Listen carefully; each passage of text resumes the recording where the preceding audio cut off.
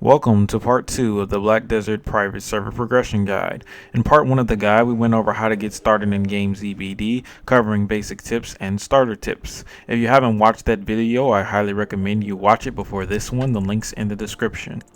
In this video, we will be discussing what to do after you have gotten to level 64 and gotten your boss weapons. That should be your goal from the last video, but now your goal should be to get those boss weapons to try. Enhancing on Game Z can be difficult when you don't understand how it works on the server, and it can be especially difficult when you haven't played BDO in general, as I know some of you haven't. But don't worry, as per popular request, I'll be covering my enhancement method later in this video. But first, let's start off with how to get money, which is another thing a lot of people are requesting more information on. Now I know this may sound crazy, but special deals groups are still a valid way to make silver even when you're at the 200 AP range. Special deals Fogans can get you a lot of money at that point, but I understand that sometimes you are a solo player and you can't always find someone to grind with. In that situation, the best thing you can do is either solo Helm's Cave or Gather. Helm's Caves is good because, as stated in my previous video, the mobs drop accessories that you can process into sharp or hard crystals. They also drop forbidden books, which you can use to obtain memory fragments. You definitely want to go to Helm's Cave if you don't feel like you are feeling like gathering and you have above 150 AP. It's the best place for you until you can get your AP up. But gathering is also very good. What I did when I gathered is I did the following. First, I get 5 gathering speed, then I go to the marketplace, buy a couple of these alchemy stones. They may or may not help you get the 5 gathering speed. They are very cheap and they'll help you a lot with gathering and getting more sharps and hards. Always use them while gathering. You then want to get a bunch of tools from the tool vendor. It doesn't really matter what tools you get because you're just starting out. You will use these tools to level up gathering by either sucking the blood or tanning or butchering these sheep on this location. You will do this until you get to skilled 5, in which case you will begin to use magic gathering tools. With magic gathering tools, you begin to not only gather faster but also see more hards and sharps. Whenever you run out of energy, you can go to the cook of any town you are in and buy a bunch of fine wine. Take the wine to the innkeeper in whatever town you're in and spam the wine textile until you are at max energy. While gathering sheep, you may notice that you are gathering a much higher amount of hards than sharps, but I mean it's a lot higher, but don't panic. Once you reach around 150 AP, you should be able to do some gathering at this location. Here, you will find these golems.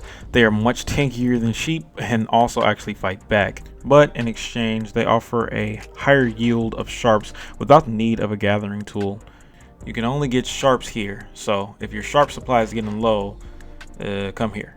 Now you should be aiming to get tri weapons and perhaps a few pieces of non-boss tri armor like Heave or Grenil or a combination of the two. Weapons should always be a priority though, as the more AP you have, the more silver you can make. In the process of you trying to get to this point, you should be considering which location you're going to be choosing to be your main grind spot. Your main grind spot is where you are going to be grinding for a long time as you work your way up to pin boss weapons and boss gear. The reason you have to choose is because node investment actually does make a difference in the drops you receive, and you want to start investing in your grind spots node as soon as possible. There are several options of which to choose for a mid-game grind spot, and I'll list them along with their pros and cons. Every spot in this list is recommended that you grind there solo. If you must, you can split the map with your friend, so if either of you guys get into some PvP action, you can help each other out. But I must stress, do not grind these places in a party. If you want a party grind, do special deals at either Nagas or Fogans. First up is Crescent Shrine. This spot is the spot I picked. You get tons of scrolls here and the opportunity at Crescent Rings as an added bonus. The cons is that this place is highly contested, but only that it's highly contested in the desert.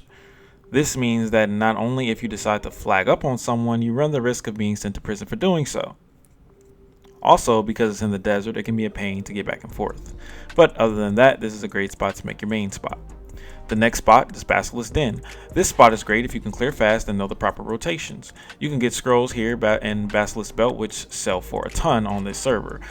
The con would be that this place is also contested, but because it's not in the desert, people will be very likely to flag on you, so be prepared to defend yourself if you choose to grind here. It's also very close to Alta Nova, so it's convenient in that regard as well. Next up is Cadres. Cadres is a great place because it has the most mob density of all the spots mentioned. It's fairly close to town and not in the desert. Cadre rings sell for a pretty penny and drop fairly often. The biggest con here is that there are elites that spawn that you will want to kill, but unfortunately they drop Seraph's necklaces, which are pretty much unsellable on this server. But other than that, this is a solid spot. Lastly, there's Gahaz. Now, Gahaz is notorious for scrolls on this server, but also PvP.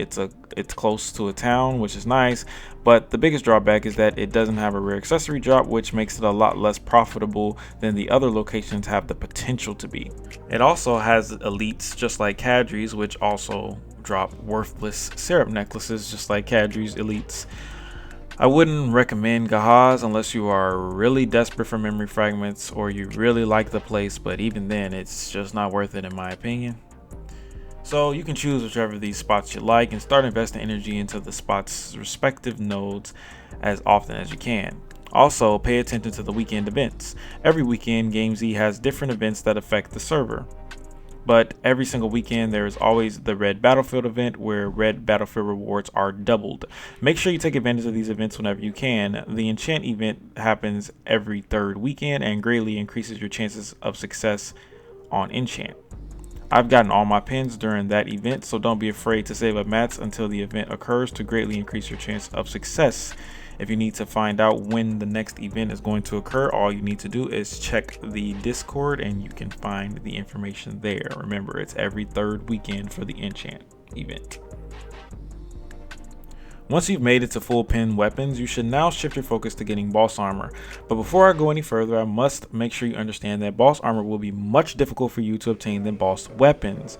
While I was able to get my boss armor relatively quickly, it's because I have a large amount of resources that I use to my advantage. You may not have these same resources, so I'll be instructing you here as if I didn't have them either.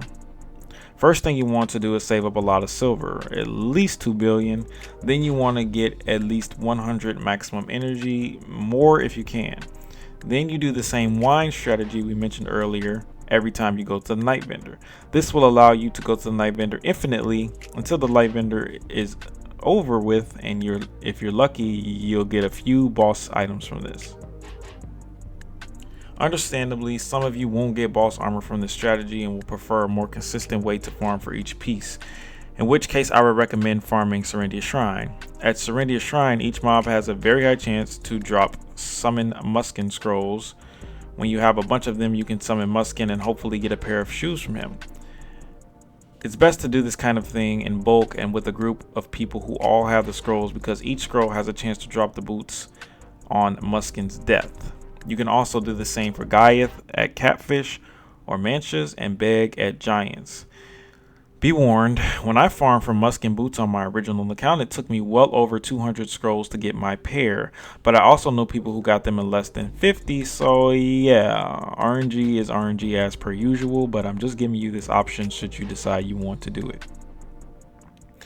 And lastly, there's boss gear progression. You definitely want to be going for whatever boss gear you can get, and hopefully you have them all on notifications at the marketplace in case any of them go up, but some boss armors are just less rare than others, let's face it. Perhaps consider using a red nose chest over a tree chest until you can get a tree chest or a pair of Muskins before you can get a pair of Uragons. Just understand that getting the best in slot gear will take some time, even on this server. Okay, so now let's get into my enchant guide. First of all, I don't really have much of a guide here. I honestly just do the following when applicable. When going for duo, I start anywhere between 7 to 10 fail stacks, and I go for it until I reach around 25 fail stacks, then I reset the stack. Resetting the stack means talking to the repairman, buying an extraction scroll, and extracting the fail stacks into a scroll. I do this over and over until I reach try on a sub 25 stack. Then I use one of the 25 stacks I made previously to go for try. But if I have cronstones from the RBF events, I will use those on try until I'm out of cronstones. Try is the hardest enchant for me, but I need fail stacks, and failing is the only way to get fail stacks. So normally I will fail try until around 37 to 38 stacks when I don't have any cronstones left. Then I reset the stack. After getting Try, I then go for Tet with the 37 to 38 stacks. I never really failed Tet more than 3 times altogether, but if I did fail Tet too much, I would stop at 50 and no further. I used 45 to 50 stacks on Pin and got them all to go on the first attempt except for one that went on the second. It's really that simple. When I repaired my durability, I never once did so without using artisan memories. If I ran out of artisans, I would literally wait until I got more pearls delivered through the mail. Do not repair your armor without artisans. You're literally throwing money away.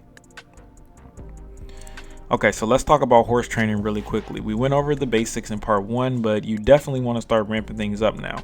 In order to do so, you want to upgrade your horse wagon to the next level. You can do this by either trying to buy or make a merchant wagon so that you can use 4 horses at once rather than 2, doubling your profits every single time you train horses.